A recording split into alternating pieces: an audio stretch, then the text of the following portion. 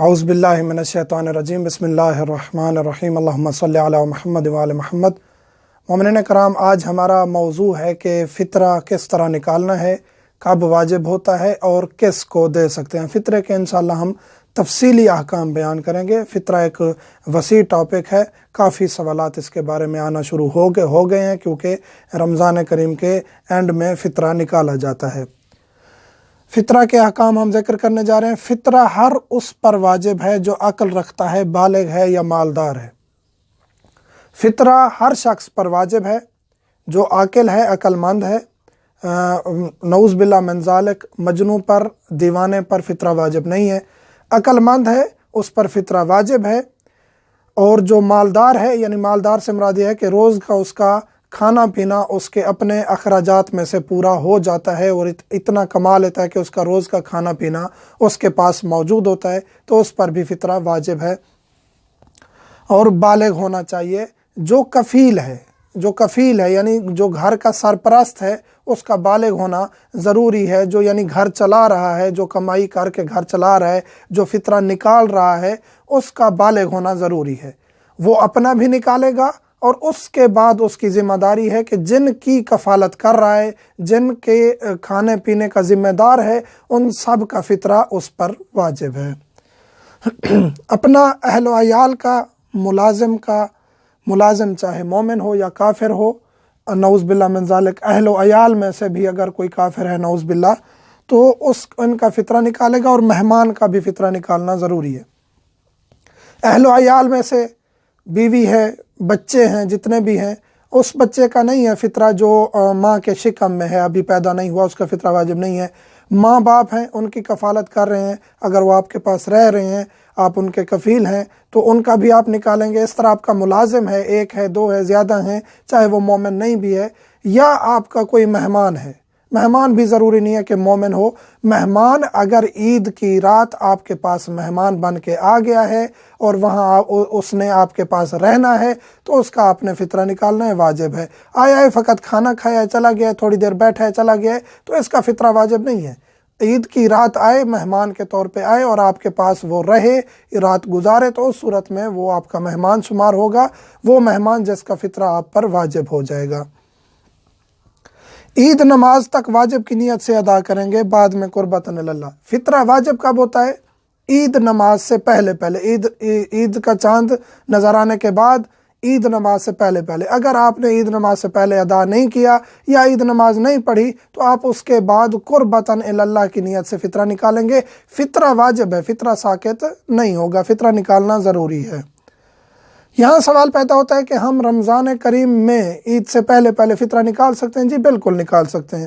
مستحب یہ ہے کہ آپ اس کو منہا کر کے، جس کو آپ پیسے دے رہے ہیں، قرض کی نیت سے دیں، اور پھر عید کے دن سے پہلے عید رات یا عید نماز سے پہلے نیت کر لیں کہ میں نے اس کو یہ فطرہ دے دیا ہے۔ یہ نیت نہیں بھی کریں گے، فطرہ آپ رمضان کریم میں نکال کے اس کو دے دیتے ہیں، تو پھر بھی فطرہ ادا ہو جائے گا، اس میں کوئی مشکل نہیں ہے۔ فطرہ کیا ہے؟ 3 کلوگرام اناج ہے یا اس کی قیمت ہے۔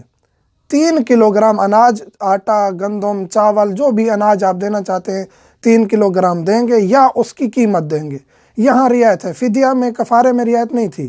فدیہ میں یہ تھا کہ آپ نے وہی چیز دینی ہے، یعنی اناج دینا ہے۔ یہاں رعایت ہے فطرے میں۔ فطرہ آپ پیسے بھی دے سکتے ہیں، 3 کلو کے پیسے دے سکتے ہیں۔ 3 کلو کے پیسے اس جگہ کے مطابق جہاں آپ رہ رہے ہیں۔ پاکستان میں اگر 3 کلو کے پیسے 150 روپے بنتے ہیں، اور سعودی عرب میں اگر 300 یا 250 روپے بنتے ہیں، یورپ میں اگر وہ 500 روپے بنتے ہیں، تو اس کے مطابق دیں گے جہاں آپ رہ رہے ہیں، اس کا آپ نے اس کے مطابق فطرہ نکالنا ہے۔ ایک بندے کا فطرہ 3 کلوگرام اناج ہے۔ 10 بندے ہیں تو 10 بندوں کا 3 کے حساب سے 30 کلوگرام بن جائے گا۔ یہ کس کو دینا ہے؟ یہ مومن کو دینا ہے، جو شیعہ اثنا عشری مومن مستحق ہے، حرام پر نہیں خرچ کرتا، اپنے اہل و عیال پر خرچ کرے گا، اس کو آپ نے فطرہ دینا ہے، اپنے علاقے کے مومن کو۔ یہاں کافی سوال پیدا ہوتا ہے کہ جو باہر رہ رہے ہیں، ایسے ممالک میں جہاں مومن ڈھونڈنا یا مستحق ڈھونڈنا مشکل ہے، تو وہ اپنے ملک میں یا کسی اور ملک میں، کسی اور علاقے میں بھیج سکتے ہیں اپنا فطرہ، اور اس میں کوئی مشکل نہیں ہے۔ ایک مستحق کو کم سے کم ایک بندے کا فطرہ دینا ہے. ایک مستحق کو آپ نے کم از کم ایک بندے کا 3 کلو یا اس کے پیسے دینے ہیں. ایسے نہیں ہے کہ 10 روپے دے دیں, جو فقیر آتا جائے 10 روپے 20 روپے 30 روپے ایسے دیتے جائیں, حساب نہ کریں. مثلا کہ ایک بندے کا فطرہ 150 روپے بنتا ہے اور آپ ایسے 20 روپے کر کے دیں, یہ ادا نہیں ہوگا. کم از کم ایک بندے کا فطرہ ایک مومن کو دینا ہے. زیادہ بھی دے سکتے ہیں, ایک ہی مومن کو آپ پورے گھر کا فطرہ بھی دے سکتے ہیں. غیر سید, جو سید نہیں ہے, وہ اپنا فطرہ, زکوٰۃ, فدیہ یہ سید کو نہیں دے سکتا.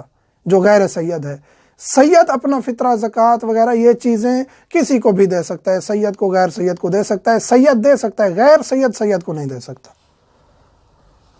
پہلے اگر نکال لیا ہے تو اس کو تبدیل نہیں کر سکتے. یہ سوال بھی کافی ہوتا ہے کہ ہم نے فطرہ نکال لیا ہے پہلے رمضان کریم میں, لیکن اس کو ادا نہیں کیا, یا اناج نکال لیا اس کو ادا نہیں کیا, اب ہم اس کو چینج کر سکتے ہیں دوسرے پیسوں میں, تو یہ جائز نہیں ہے.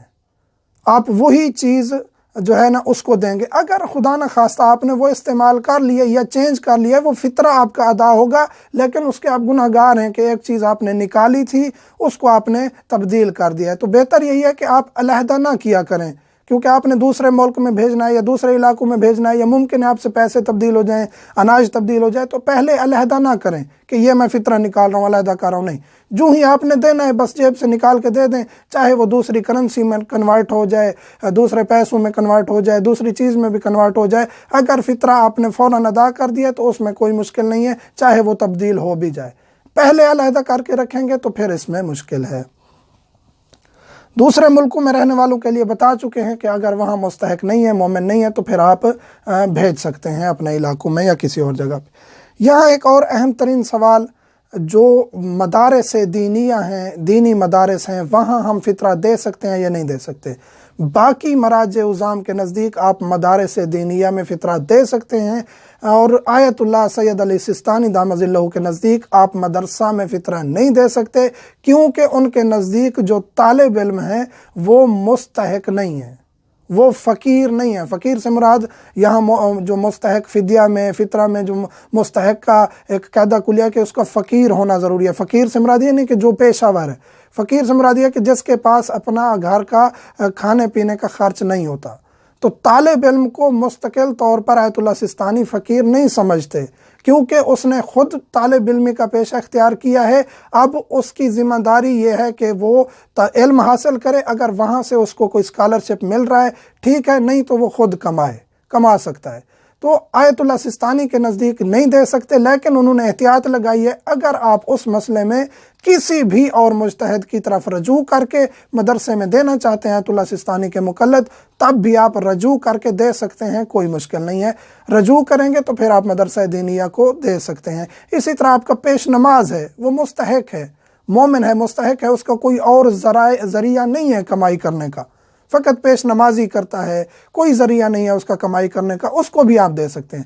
لیکن فطرہ آپ کسی اور جگہ پہ صرف نہیں کر سکتے, فقط اور فقط مومن مستحق کو دینا ہے. کہیں اور بھی مسجد کی تعمیر کے لیے, امام بارگاہ کی تعمیر کے لیے, کسی اور فلاحی کام کے لیے آپ فطرے کو نہیں لگا سکتے. فطرے کا ایک ہی مصرف ہے, وہ ہے مومن مستحق, جس کے پاس اپنا اور اہل و عیال کا خرچ نہیں ہے.